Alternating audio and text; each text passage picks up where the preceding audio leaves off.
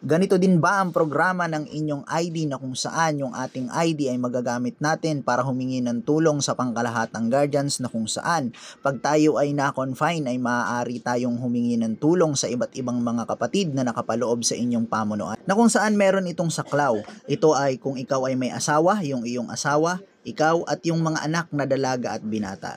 Maaari natin itong hingi sa ating pamunuan na kung saan tutulungan tayo nila sa pamamagitan ng ating batas na pinirmahan ng iba't ibang mga pamunuan. Sa pamamagitan ng batas na pinirmahan ng iba't ibang mga chairman ay maaari natin ito ihingi ng tulong gamit ang ating ID, medical certificate at picture ng ating saklaw na kung saan ay nasa ospital siya. At boom! Tutulungan na nila tayo. Ganun lang kasimple. Walang ibang maraming hinihingi at walang kuskus balungos. At meron din tayong Thompson Squad Certificate na kung saan itong programa na ito ay galing kay PCGSC IDGJMF Thompson Principe na ang ating mga kapatid kung sakali man ay hindi natin alam ay bawiin ang hiniram natin na buhay ng pinakamamahal natin na Diyos ay makakatanggap yung ating kapatid ng 10,000 kung accidental death at 5,000 kung natural death.